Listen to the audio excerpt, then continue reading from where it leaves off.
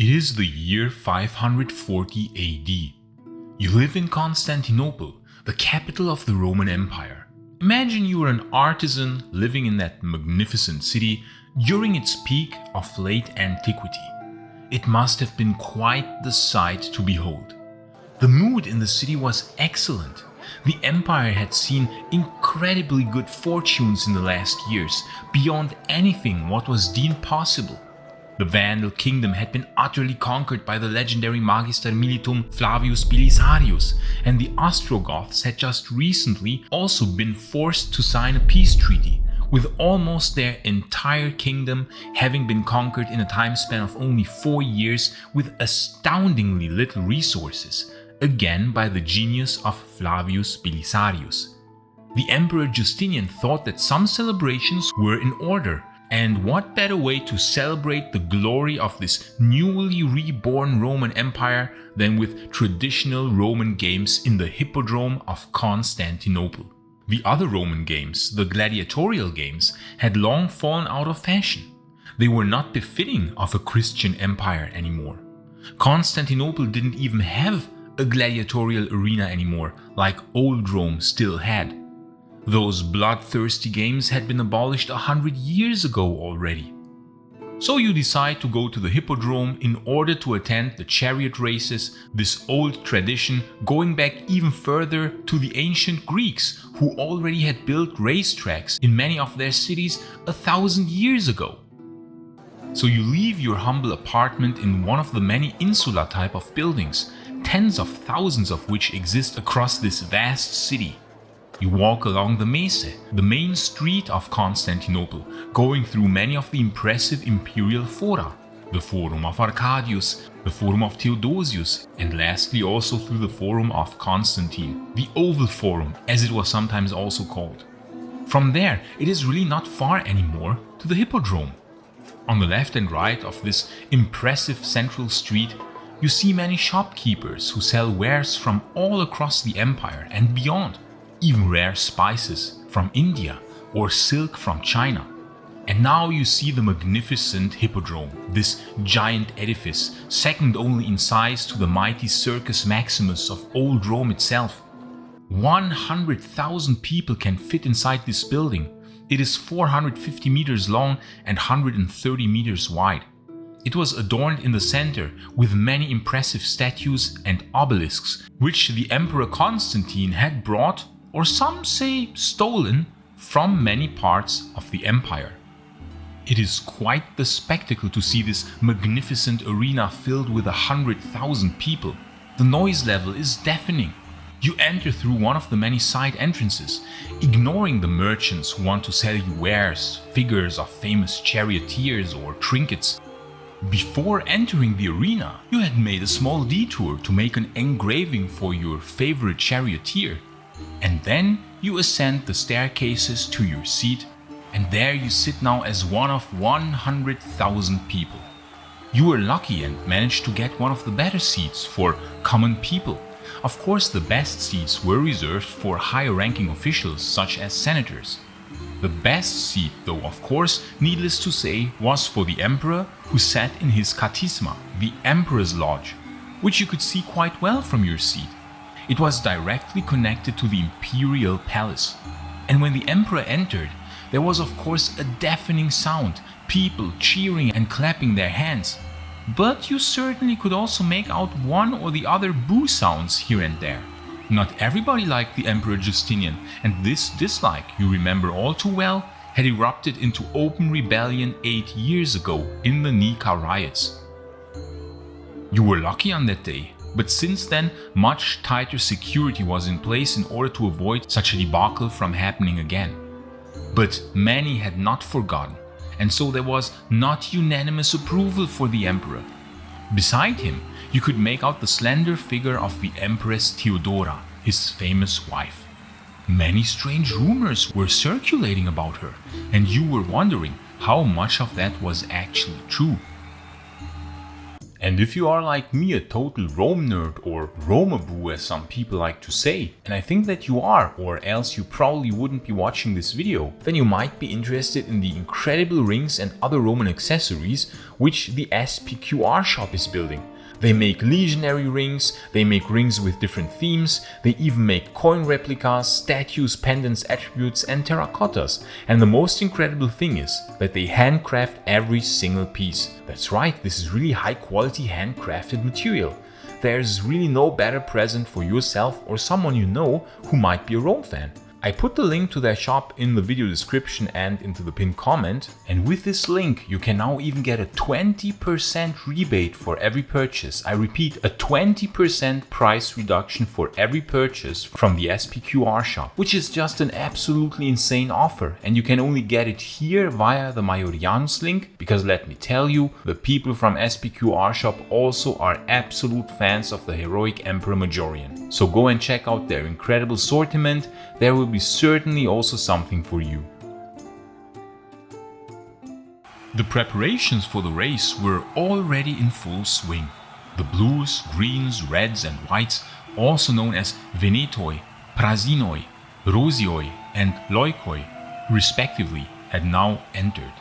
There was thundering applause, deafening roars of the 100,000 Constantinopolitans in this magnificent hippodrome. Every faction had 2 charioteers. They were conducting chariots pulled by 4 horses each. Of course, the chariots and horses and even the charioteers were painted or wore cloth in the color of their respective faction. Even after Nika, there were still many riots and clashes between the factions. The blues and greens especially hated each other with a ferocity that was indescribable. Gang wars were still common, and one had to be careful not to get between them when their supporters were once again fighting in the streets. But as of now, everything was still peaceful. There was much tighter security in place after the Nika riots. So the 8 charioteers had now entered in a triumphant way, fanfares of trumpets making the whole spectacle even more impressive. You knew some of them by name. And of course, you had a favorite one. You were for one of the lesser known ones, an underdog from the Reds, a certain Samonas. Before entering the arena, you had made that stop and used a moment to make a graffito of him on the wall, seeking God's help to bring him and you good fortune. You were an artisan after all. You had secretly brought some tools with you and left this engraving in the wall, hopefully for all eternity.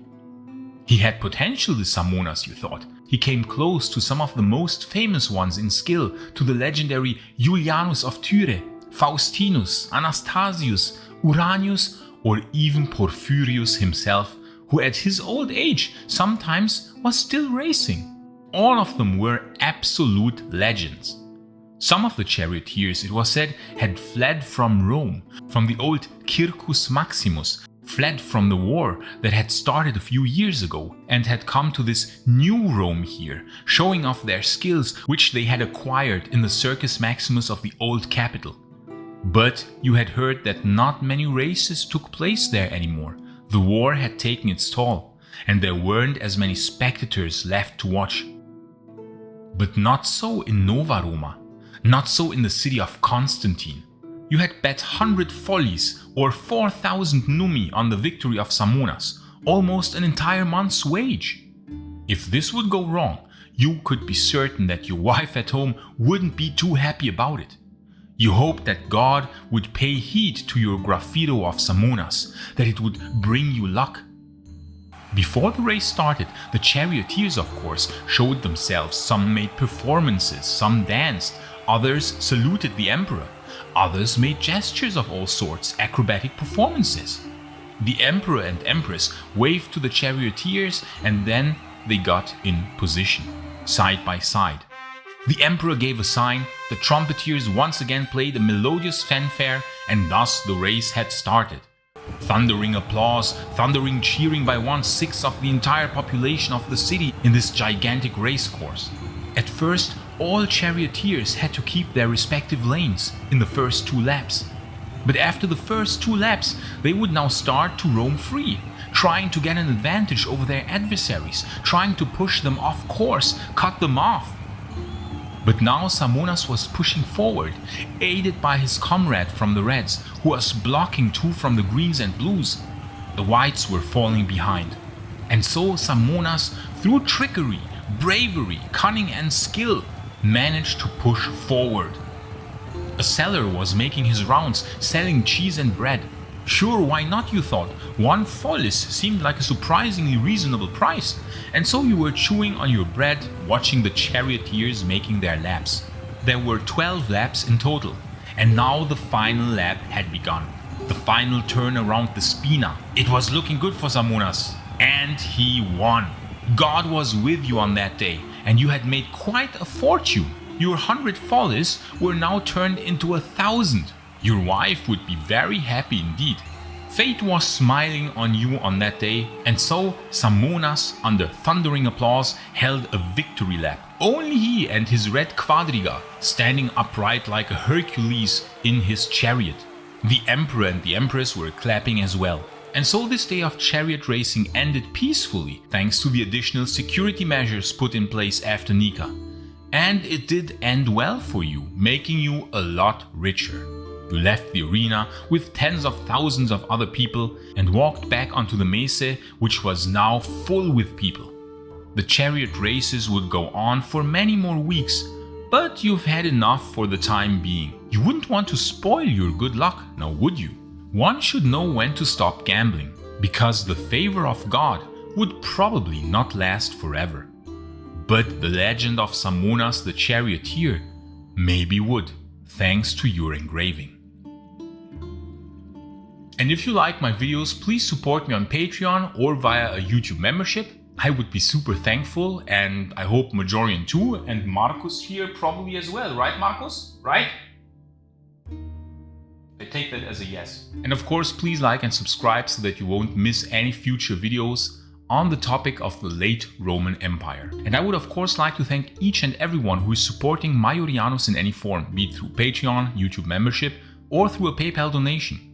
And I would especially like to thank our new Kaiser supporter, André G. Tardif, if you are French, or if you're not French, André G. Tardif. Thank you so much, André G. Tardif, or André G. Tardif, for supporting Maiorianus in such a generous way. Thank you all so much for supporting Maiorianus so that I can keep this a channel about late Roman history. And if you want to learn more about the last chariot races in the old city of Rome, you can watch this video in the upper right corner. But if you want to learn more about the city of Constantinople, you can watch the other video in the lower right corner. I say thanks again to all friends of Roman history, gratias tibiago and bene valete.